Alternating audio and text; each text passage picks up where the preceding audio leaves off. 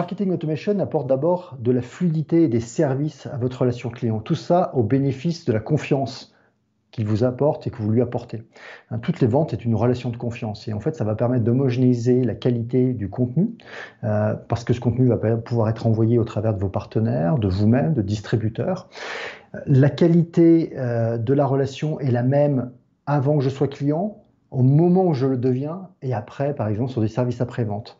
Donc, je vais égaliser, je vais industrialiser la qualité de ma relation client tout au long du processus, ce qui n'empêche nullement d'avoir une relation personnalisée. D'abord, parce que vous allez apporter des contenus adaptés à la situation.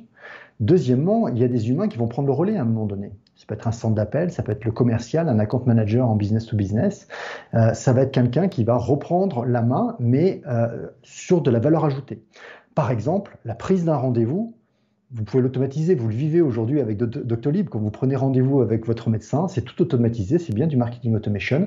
Ça vous permet de prendre un rendez-vous à 3 heures du matin s'il le faut pour le lendemain, de voir s'il y a de la place ou pas. Vous n'êtes pas obligé d'attendre l'ouverture. Pourtant, vous avez une relation très personnalisée avec votre docteur au moment où vous allez le voir. Pour information, pour le docteur, ce que ça a permis, l'automatisation de la prise de rendez-vous, et le rappel, hein, rappelez-vous, vous avez un petit SMS qui vous rappelle que vous avez rendez-vous dans 10 minutes chez votre docteur, et un email la veille.